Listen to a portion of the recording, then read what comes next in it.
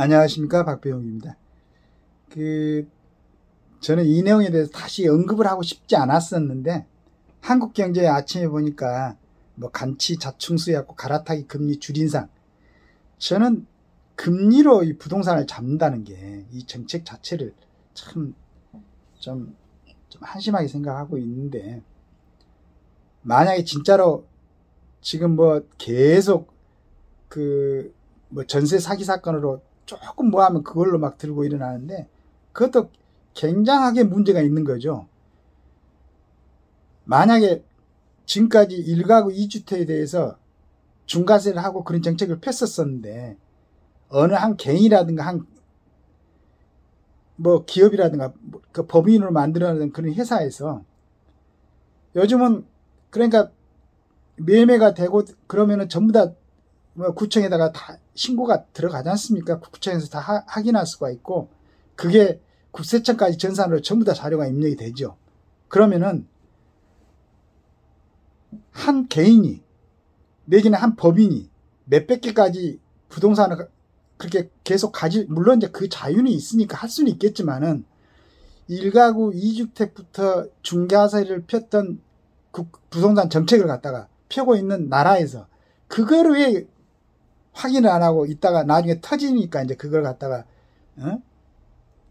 전세 사기라고 이렇게 해가지고 국민들을 불안하게 만들고, 그 다음에 계속 보면은 그 사기를 당한 사람들의 20대 30대 전부 다 애들이에요. 근데 왜 젊은 애들이 사기를 당했을까? 이 애들이 지금 부동산 시장 쪽에서 정상적으로 영업하지 않는 팀들에 의해서 계약을 한 사람들이에요. 그거 모르고 있나? 조사해봤으면 알 텐데. 직방이나 다방 같은 데서 이 사람들이 그 책임을 지고 중개를 하고 있는가요? 단순히 정보만 제공한다고 그러잖아요. 그렇게 되면은 그 안에, 그 물건 안에 들어있는 하자를 갖다가 법적으로 이 젊은 사람들이 그걸 파악할 수 있겠어요? 좀 싸니까.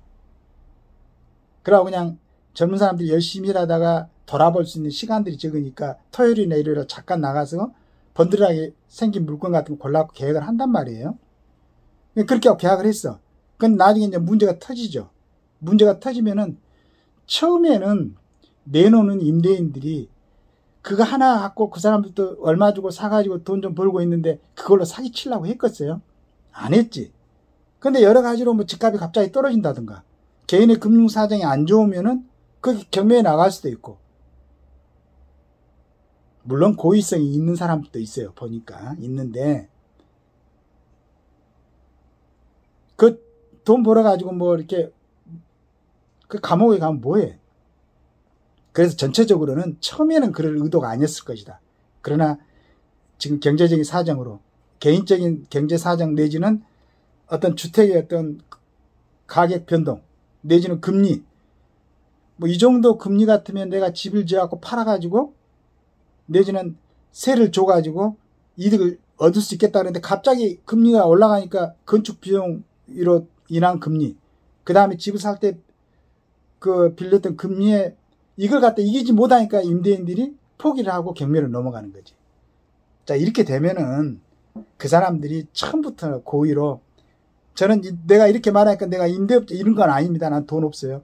그래서 뭐 그런 안 했는데, 일반적인 상식으로 신문을 보면 알 수 있잖아, 이거. 그럼 제일 처음에 첫째 문제는 예를 들어서 구청이나 시청에 문제가 있는 거지. 그거 다 들어오는데 정보가 국세청에도 문제가 있고, 한 사람이 서너 개는 몰라도 수십 개씩 수백 개씩 한 사람이 집을 살 때 왜 그때 가만히 있었어? 그걸 갖다가 점검을 해야지. 그렇게 했단 말입니다. 그러고 이제 그걸 전세 사기라 해갖고 국민들을 불안하게 만들고 그러는데, 두 번째는 그게 한 가지 진짜로 문제가 있었던 게, 이러다 보니까 젊은 애들이 전세를 안 가려고 월세를 얻으려고 그래요. 그럼 젊은 애들이 돈을 좀 모아야 되는데, 전세를 조금 해갖고 하면은 금리가 좀 싸고 그러면은 한 20만원, 30만원 부담해갖고 전세를 얻어 들어갈 수 있는데, 월세 50, 70씩 얻어가지고 얘들이 돈 벌어갖고 어디다 쓰겠어? 전부 다 월세를 쓰지. 이렇게 나가게 만들어놨단 말이에요, 국가정책이. 네, 그건 이제 그렇고. 두 번째는, 그러면 좀 이제 어렵게 해갖고 뭐 전세를 얻거나 집을 산 사람들한테 저리 금리를 해준다고 여러 가지 조건 있었죠. 이걸. 그러다 집값 올라간다고 그러니까 갑자기 또 금리를 올린다는 거야. 그러면 이 애들 어떻게 하라고 또. 뭐 금융정책을 펴는 사람들은 자기들은 이자 소득을 받고 있기 때문에 문제가 전혀 없는 건가?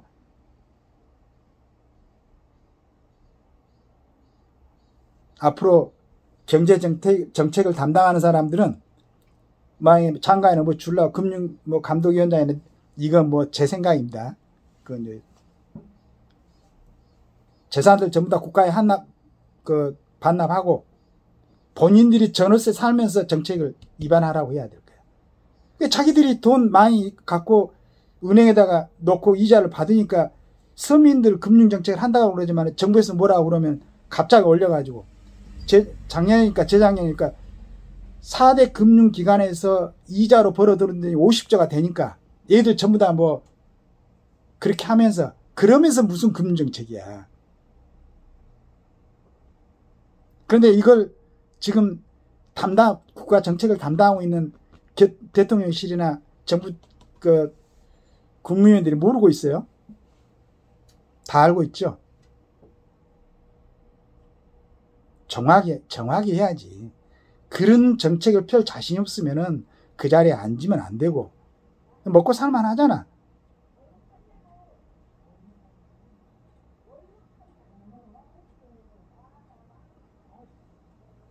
다시 한번 생각해 보시기 바랍니다. 갈아타기 금리 줄인상. 이게 말이 됩니까? 간치금리의 역습. 가계 대출 축소 압박에 은행 대안대출 금리를 올려버렸어. 그러니까 높은 금리를 갖고 있는 사람들이 낮은 금리로 대안을 하게 되면 그 금리를 낮춰준다 해갖고 서민들한테 얼마? 6개월 전인가? 그렇게 했다고 그랬죠. 그런데 갑자기 이제 정부에서 집값 올라가니까 이거 금리를 갖다가 조절해야 됐다. 그 말이 됩니까, 그게? 차라리 집값 올라가라고 놔두지.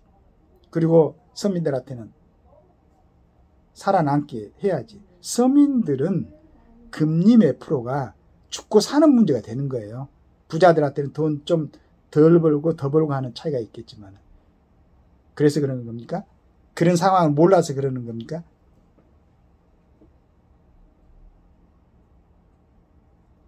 정부의 가계대출 억제 정책이 은행권의 대안대출, 갈아타기 금리 상승으로 이어지면서 정부는 올 초 금리 인하 경쟁을 촉진하겠다며 여러 은행의 주택담보대출을 비교하여 갈아탈 수 있는 시스템을 구축했지만 불과 반년 만에 금리 인상 경쟁이 펼쳐지는 역설적 상황에 맞닥뜨렸다.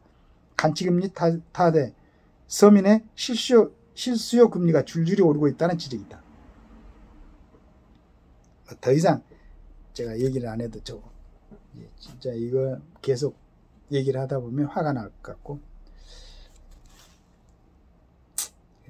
좀 정확하게 하십시오. 정확하게 하셔가지고 진짜로 서민들이 이런 정책을 한다고 그러면은 기왕이 대출된 금리는 좀 낮춰주고 지금 주택 가격이 올린 거 잡는다면서 그럼 주택 가격이 올라간 부분에 대해서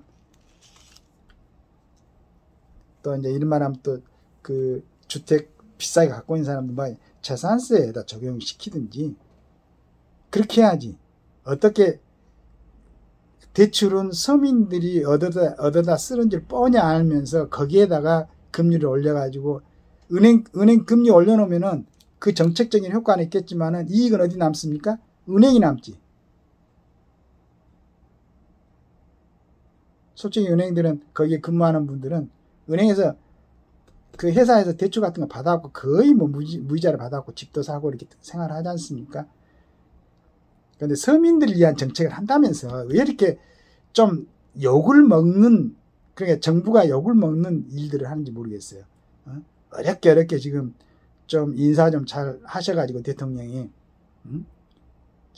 이진숙 씨, 그 다음에 이제 김문수, 막 이런 분들 인사 좀 제대로 해가지고 좀 대통령 지지도가 올라갈 것 같은데 또 이런 걸 하면은 서민들이 어떻게 보겠어? 역시 이 사람들은 안 되는구나, 서민들을 모르는구나 라고 생각을 하겠죠.